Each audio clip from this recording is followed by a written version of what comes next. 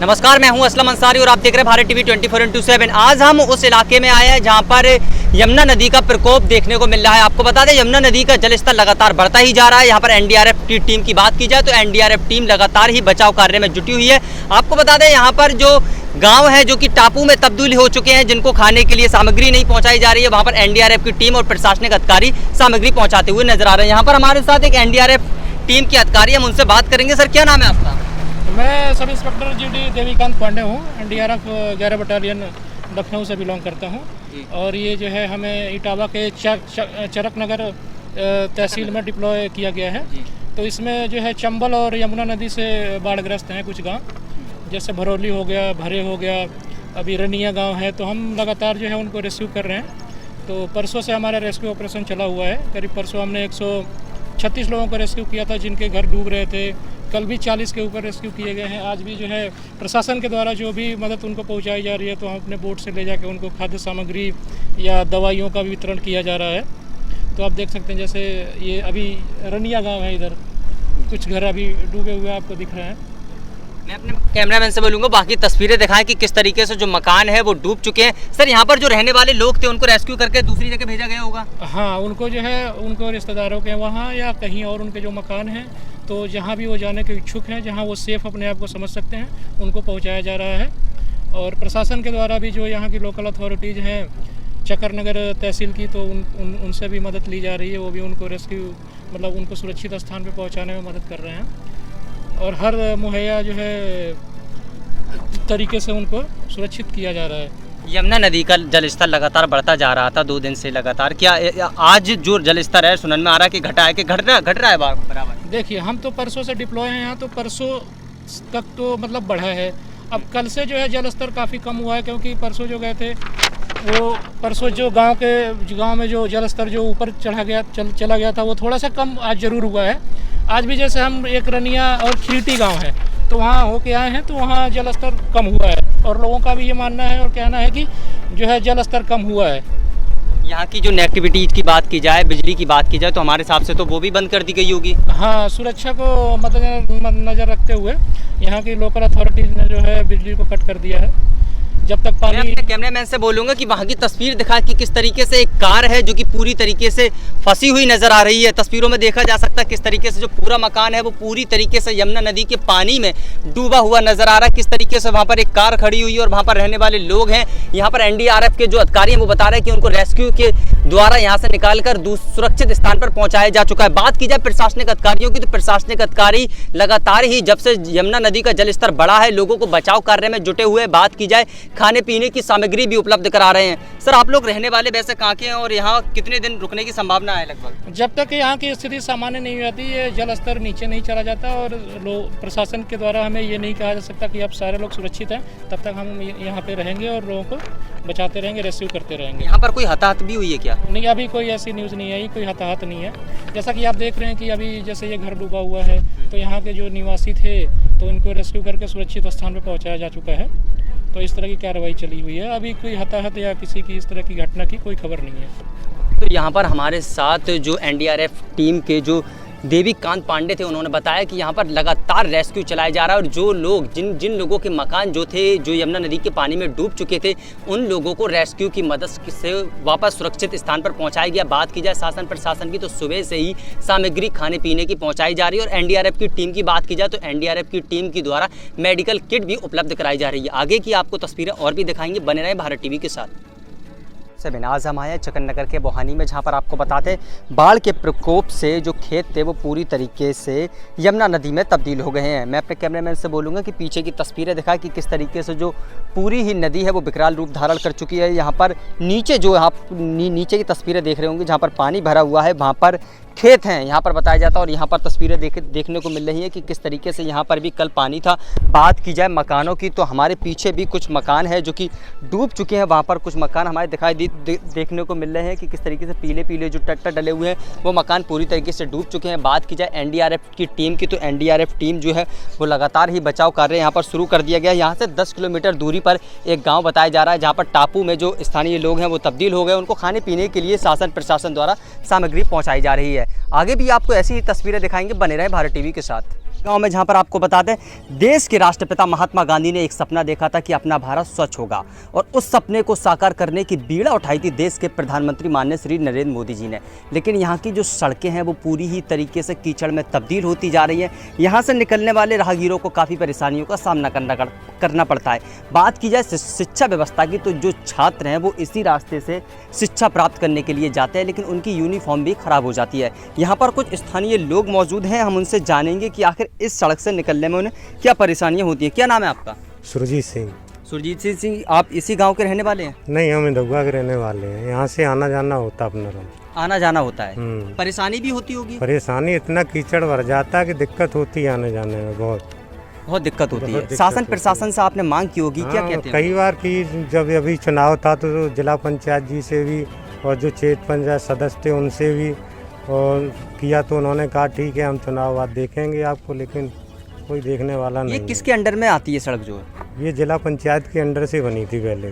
जिला पंचायत के अंडर से, लेकिन अभी तक कोई निर्माण नहीं? अभी तक कोई नहीं हुआ। यहाँ पर और भी लोग, हम बात करेंगे। क्या नाम है आपका? मेरा नाम रणवीर सिंह है। रणवीर जी, आप इसी गांव के रहने वाले हैं क्या? जी, मैं भी इसी रोड से आना जाना करता हूँ। और मैं अगर शिक्षा के महत्व से अगर मैं बात करूं तो बच्चों का आना जाना इसी वजह से डिस्टर्ब हो गया है। अगर कोई बच्चा आता जाता भी है तो उसके पास यही है कि जब भी वो यहाँ से निकलता है तो उसे बहुत सारी प्रॉब्लम्स होती हैं, उसका उसे बड़ा सामना करना पड़ता है। जिस दिन बारिश होती है उस दिन बच्चे कोई भी नहीं जा सकते इस रास्ते से। और अगर मैं ये भी कहना चाहूँ कि जो लोग जो इस गांव जखौली के रहने वाले हैं, इनके लिए जो मार्केट पास में पड़ता है वो एक दिल पड़ता है, जिसकी वजह से जब ये रास्ता ख़राब होता है तो उन लोगों को मार्केट जाने में प्रॉब्लम होती है। इवेंचुअली अगर मैं बात करूं कि उनको हॉस्पिटल जाना हो, अगर कोई मेडिसिन भी लेनी हो तो उनके पास में एक दिल पड़ता है, लेकिन ये रास्ता इतना ख़राब होता है कि वो लोग जा नहीं सकते इस रास्ते से, हॉस्पिटल तक नहीं जा पाते। तो ना तो शिक्षा पूरी हो पाती है, ना स्वास्थ्य व्यवस्था पूरी हो पाती है इस रास्ते की वजह से, जो कि डिस्टर्ब्ड है। लगभग ये रास्ता जो है वो कितने गांव को जोड़ता होगा? ये काफ़ी कम से कम 10 गांव को आसपास से जोड़ता है, और लोग इसी गांव से आना जाना, ये मेन रास्ता है जिससे ये लोग मार्केट जाते हैं। यहाँ से जो लोग निकलते होंगे वो गिरकर घायल भी होते होंगे? यस, कई बार ऐसा हुआ है कि लोग कई बार चोटिल हुए हैं और उनको चोटें भी आई हैं। बच्चों के साथ भी ऐसा हुआ है, क्योंकि ये रास्ता प्रॉपर नहीं है, इस वजह से बहुत प्रॉब्लम्स हैं यहाँ पे। यहाँ पर एक ग्राम प्रधान भी मौजूद है, हम उनसे जानेंगे। क्या नाम है आपका? प्रमोद कुमार। प्रमोद जी, आप इसी गाँव के रहने वाले हैं? जी। आपकी जो सड़क है, आपने अपने अधिकारियों से मांग की होगी, वो क्या कहते हैं? वो ये कहते हैं कि बन जाएगी, और पर मतलब जो है जो जिला पंचायत सदस्य का चुनाव लड़े उनसे भी मांग की थी कि उन्होंने कही तो वो चुनाव बाद बन जाएगी। आप शासन देते हैं लेकिन कार्रवाई नहीं होती? कार्रवाई नहीं होती। आपकी प्रशासनिक अधिकारी और जिला पंचायत अध्यक्ष से क्या मांग है? यही मांग है, सड़क बन जाए। बच्चे बहुत परेशान हैं, गिर पड़ते हैं और कपड़े उनके खराब हो जाते हैं। और क्योंकि आपके यहाँ पर तो कोई महाविद्यालय होगा नहीं, एक दिल्ली महाविद्यालय पढ़ता होगा, जहाँ पर बच्चे भी पढ़ने जाते हैं, शायद यूनिफॉर्म भी खराब होती होगी। बिल्कुल, सब खराब ही हो जाता। शिक्षा व्यवस्था पर भी इस सड़क का असर पड़ रहा है? बिल्कुल असर पड़ रहा है। तो आप देख सकते हैं यहाँ पर तस्वीरों में कुछ हकीकत ही बयान कर रही है। यहाँ पर ग्रामीण थे जो अपनी समस्या थी वो बताते हुए नजर आ रहे हैं, और उनकी शासन प्रशासन से मांग है कि किस तरीके से यहाँ पर एक राहगीर भी और बच्चे भी आ रहे हैं, हम उनसे भी जानने की कोशिश करेंगे। बेटा थोड़ा नक साइकिल लोग ना। क्या नाम है आपका? शैलेंद्र। इसी गाँव के रहने वाले हो? नहीं। तो कहाँ के हैं? सिरसागंज के हैं, यानी कि इसी रोड से आ रहे थे। परेशानी हुई है साइकिल चलाने में? हाँ, दो तक्कड़ है। कीचड़ भी मिली होगी? डर लगा गिरने का? हाँ, लगा। डर तो लगा था। चलिए आप जाइए। यहाँ पर जो कुछ लोग निकल रहे थे, हमने उनसे भी जाना कि यहाँ पर उनका भी यही कहना है कि उन्हें सड़क से निकलने में काफ़ी परेशानियों का सामना करना पड़ता है। कई लोग ये भी दावा करते हैं कि इस सड़क से वे गिरकर घायल भी होते हैं, लेकिन इटावा का शासन प्रशासन की बात की जाए तो वो मौन धारण किए हुआ है। शिक्षा व्यवस्था पर भी सड़क का असर पड़ रहा है, लेकिन शासन प्रशासन इस तरफ ध्यान देता हुआ नजर नहीं आ रहा है। कैमरामैन अनिल के साथ असलम अंसारी, भारत टीवी, इटावा। उत्तर प्रदेश उद्योग व्यापार मंडल के नगर अध्यक्ष मोहम्मद यूनुस अंसारी की तरफ से क्षेत्रवासियों को स्वतंत्रता दिवस की हार्दिक शुभकामनाएं।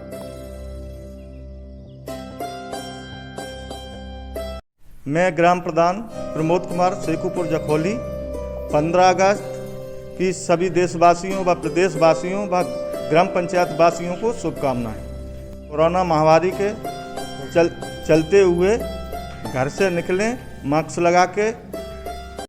मैं देवेश कुमार,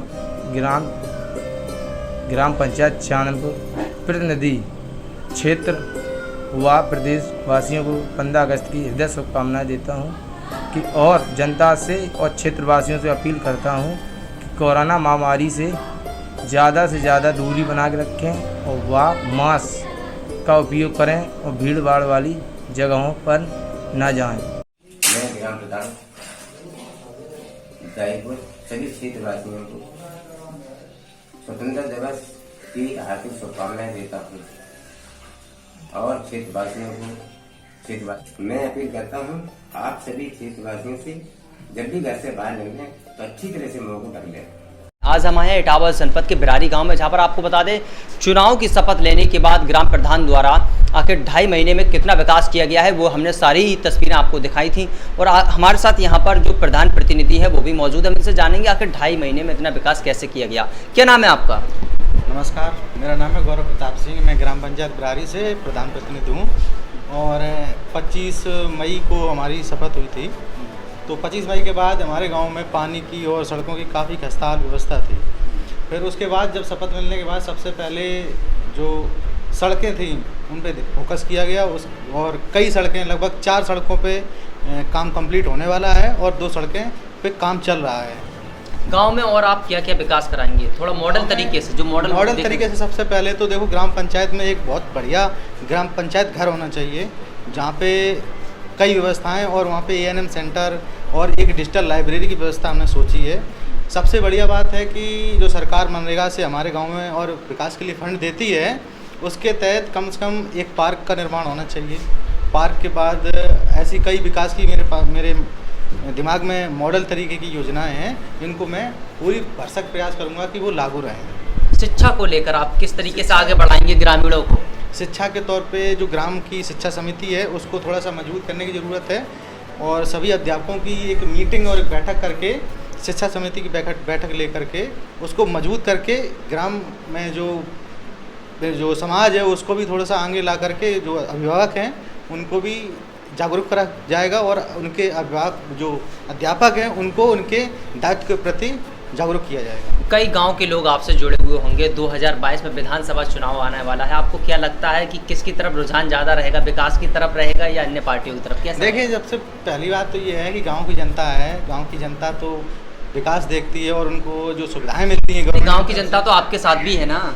हाँ, मेरे साथ तो है। अब गांव की जनता देखो, जो सरकार मुहैया करा रही है, कई चीज़ें उनको दे रही है। लॉकडाउन में जो मदद करी है, 1000 रुपये आए हैं, काफ़ी लोगों को राशन गल्ला मुफ्त मिल रहा है, आवास की व्यवस्था मिली है, शौचालय की व्यवस्था मिली है। उसको देखकर अपना जनता मूड बनाएगी और जिधर उसको वोट करना होगा वो उसके ऊपर डिपेंड है, उधर करेगी। आपके गाँव में कितने प्राथमिक विद्यालय और उसको मॉडल तरीके से कैसे तब्दील किया गया है?